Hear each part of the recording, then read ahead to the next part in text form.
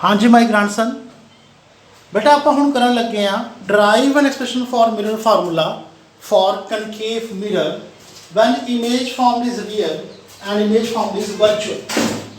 बेटा concave mirror तुहानूं पता है कि पहली गल देखो बच्चों मिरर फार्मूला क्या होंदा है। मिरर फार्मूला क्या होंदा है 1/u plus 1/v is equal to 1/f। इस रिलेशन मिरर फार्मूला कहते हैं। इत्थे u क्या है आ तुहाडा कनकेव मिरर है बेटा कनकेव मिरर जिहदा रिफ्लैक्टिंग पोर्शन सेंटर दे वल हुंदा है ते ओपेक पोर्शन रंगीन portion away from the centre. u क्या हुंदा बेटा अपना this is principal axis. u क्या हुंदा है अपने ऑब्जेक्ट दी distance that is u object दी डिस्टेंस। f क्या होंदा है फोकस प्रिंसिपल फोकस दी डिस्टेंस। v क्या होंदा है मान लो इत्थे किते इमेज बनी हुई है a डैश b डैश बेटा इमेज दी डिस्टेंस v होंदी है। तो हमें u समझ आ गया v समझ आ गया ते f समझ आ गया। हुण आपां ड्राइव करते हैं mirror formula for the concave mirror when image formed is real for real. देखो बेटा आ अपने को एक कनकेव मिरर है आह अपना हो गया principal axis that is the pole एक पोल अपना पोल आ हो गया अपना सेंटर ऑफ कर्वेचर। अपने रील इमेज बनानी है जब आप रील बनानी है तो असं ऑब्जेक्ट नू सेंटर तो पिछे सी तो पिछे लिख देंगे आ अपने को हो गया ऑब्जेक्ट ए बी। एरो लगाना जरूरी है ये सिरा उसका ये पैर ओके जी।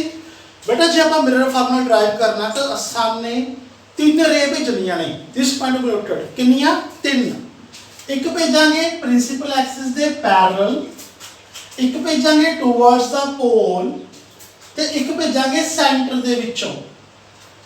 तीन रे भेजने बेटा दोबारा बोलदा मैं ग्रांडसन एक parallel to principal axis towards the pole through the centre of curvature. जो सेंटर दे विचों जाऊगी वो टकरा के वापस आ जाऊगी because this act along a normal to the mirror. ते जो पैरेलल टू प्रिंसिपल एक्सिस जाऊगी वो टकरा के इसके फोकस तो पास हो जाती है अपने ये पढ़िया हुआ बेटा। ते जिहड़ी जा रही है पोल दे वल ओह गवर्नमेंट जो जा रही है टुवर्ड्स द पोल ओह लॉ ऑफ रिफ्लेक्शन नु ओबे करके मतलब जिस एंगल ते जाके टकरा रही है उसे एंगल ते वापस आ जाती है वापस। उम्मीद करता बेटा समझ आ गई। ऑब्जेक्ट दी डिस्टेंस अपनी u हुंदी है। इमेज किथे बनी इमेज जिथे आ सब आपस कट कर रही ने आ सारियां जिथे कट कर गईयां after reflection from the mirror उसमें उसी उत्थे बनी अपनी image a dash b dash. Image distance v centre दी c दी डिस्टेंस r होंदी है ते फोकस दी f होंदी है। उम्मीद करदा है कि उन तक तुहानू समझ आ चुकी है बेटा। हुण आपां की करना है सिमिलर ट्रायंगल चक लेणियां ने। सिमिलैरिटी बारे आपां शो नहीं करना असि मैथ नहीं पढ़ रहे असि फिजिक्स कर रहे हैं।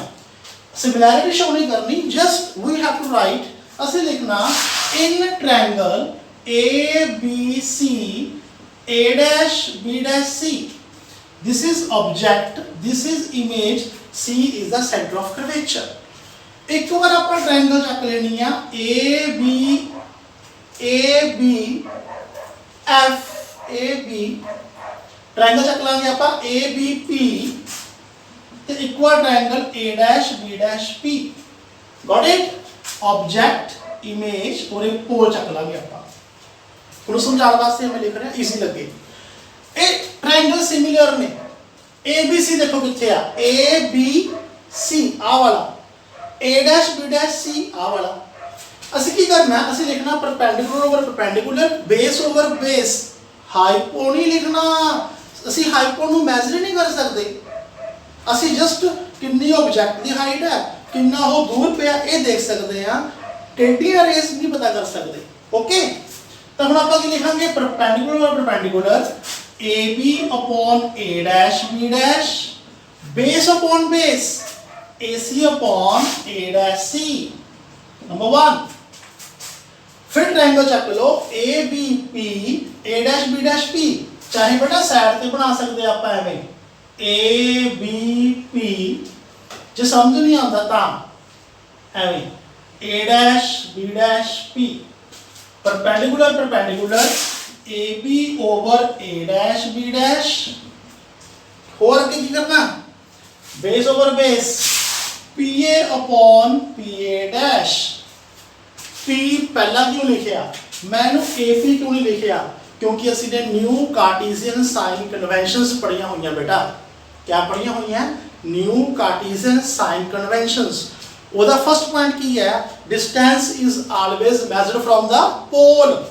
पोल तो डिस्टेंस मापनी है, असी ए पी नहीं मापना, असी पी ए मापना है, ठीक है।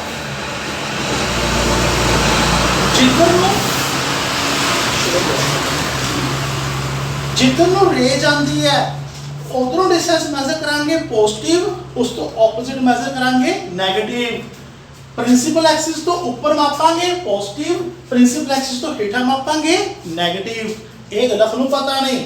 देखो बेटा from 1 and 2 left hand sides equal ने, ता साडियां राइट हैंड साइड्स क्या हो गया? इक्वल हो गया बेटा, ये दोनों इक्वल हो गया।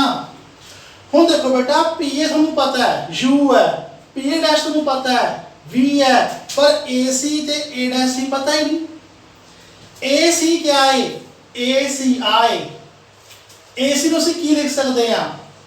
पूरे पी ए दे विचों पी सी घटा दो, पी ए बटा पी ए डैश। ए सी देखो और ए है, इत्थे सी है, इत्थे पी है। तुहानूं पी सी पता आर है, आ पता है यू है। जे पूरे विचों पूरे पी ए चों पी सी घटा देंगे तो ए सी पता लग जाऊगा। तक लिखांगे P A minus P C A dash C, इनू की लिखांगे P C minus P A dash. Check कर लो बेटा। उस तो आगे आप लिखांगे according to new Cartesian sign conventions. According to new Cartesian sign convention जेड़ा पी ए आ, देखो इधर नु आ ए होया पी ए, रे आ जा रही है तो minus you, P A dash ये भी इधर नु आ, रे ओ में जा रही है माइनस वी। जेड़ा पी सी है ये भी इधर नु हो गया माइनस आर, माइनस का तो आ गया, क्लियर होना चाहिए पूरे पर हो। P A minus U minus B, P A minus U minus minus R, P C minus R minus P A dash minus B. आ cancel U upon B minus U plus R minus R plus B. बेटा cross multiply U minus R plus B, B minus U plus R, minus U R plus U V minus U V plus B R. U V के पास कर दो, इधर ले आओ 2 U we, उधर ले जाओ U R plus B R divide by U V R. कितने लिखा? ऐसे लिख दो ना बेटे के, divide by U V R 2 U V upon U V R, U R upon U V R, V R upon U V R. U V cancel 2 upon R, U R cancel 1 upon V, U V cancel V R cancel 1 upon U, 2 upon are. असी पढ़ा होया बेटा f is equal to r upon 2, तो 2 upon क्या हो जो 1 upon f। बेटा ये अपने को आ गया mirror formula for the concave mirror when image form is real. Virtual आप आगे करांगे।